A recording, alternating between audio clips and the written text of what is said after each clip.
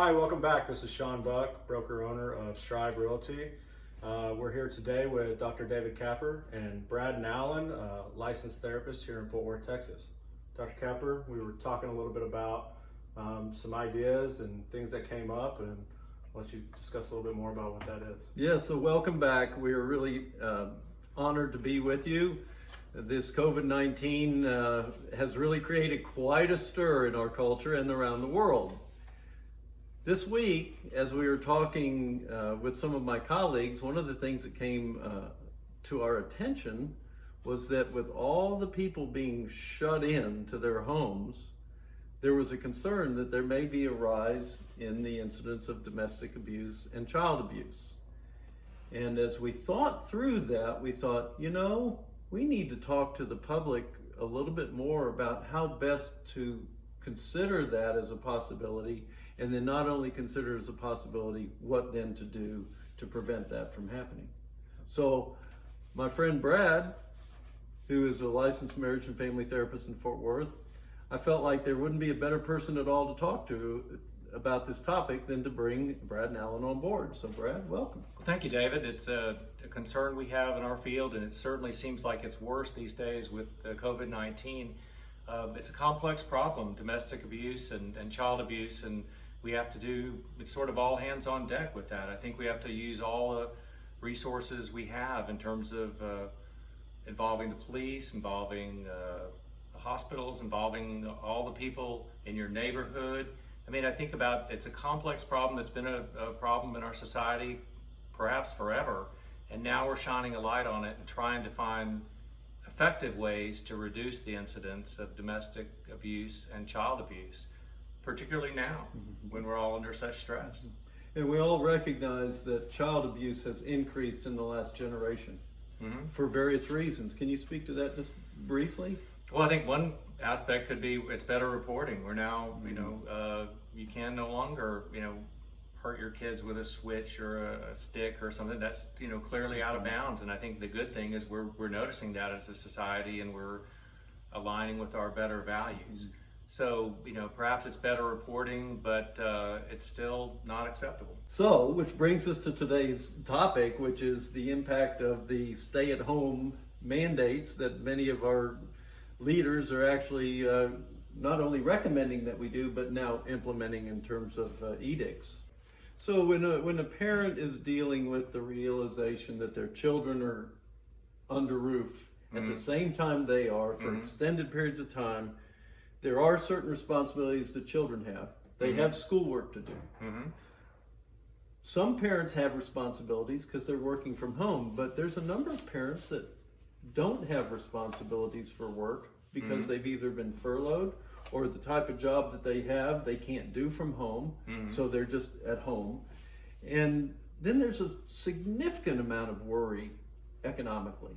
Obviously this is a catastrophic event in terms of the economic picture for our country. And a lot of people worried about paying bills. So what are some things that a parent can do under that type of a duress and stress and whatnot? Well, I think, that we have to find ways to connect with our community and have to reach out to our neighbors, our friends, our faith community. We have to ask for help, which, let's face it, as a guy, it's not easy for some of us to ask for help. But asking for help, and in many ways, it honors others because it allows them to serve. And one of the potential upsides of this situation is we could grow more connected as a community. We could get to know our neighbors better. We could depend on our faith community more. We could reach out for people who perhaps have been lonely. I think one of the great ideas, in terms of partnering, would be to have an elementary school next to an older person facility where you could have some synergy and interaction between those two.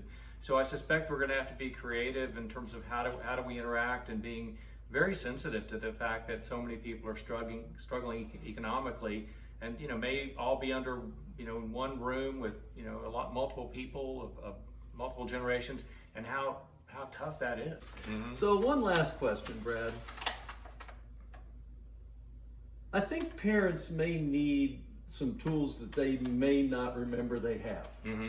Not just coping tools, but also some skills to how to diffuse the built up anger at times, or the built up frustration and the built up anxieties that could maybe drive them to do things that they really wish they hadn't. So could you speak to that? And Yeah, I think that there's just the theory that stuff builds up, and if we don't deal with it, it'll build up in perhaps unhelpful ways. So I think talking to your friends, and having deep connections with neighbors, with colleagues, and having that kind of friendship where you can vent about how your teenager's driving you crazy and kind of get it off your chest, or talk to a therapist. You expect me to say that? Sure, I hope so. And then the idea that by venting or talking, the problems don't seem like they exist with you. They're shared problems, and we can solve them. They're much more manageable. Right. So I think reaching out and asking for help is really the first approach. Excellent. And if a person is in the midst of kind of a build-up time, and they're not going to think to call their cousin, what can they do in the short term, just in terms of diffusing their own sense of building up anxiety, anger, and whatnot? Walk away. Get out of the house. Don't allow your anger to be unhelpful. Be able to self-regulate to some extent, but walk away. Because you don't want to get angry with your child or your spouse in a way that you'd regret. Great advice. And the last thing I would suggest, the idea that kids being cooped up in a house, we all know the term cabin fever. We've all experienced it, and it's nothing worse than cabin fever when there's heightened anxieties and whatnot. People should be getting outdoors. Parents should be taking their kids outside. Go out and go for a walk.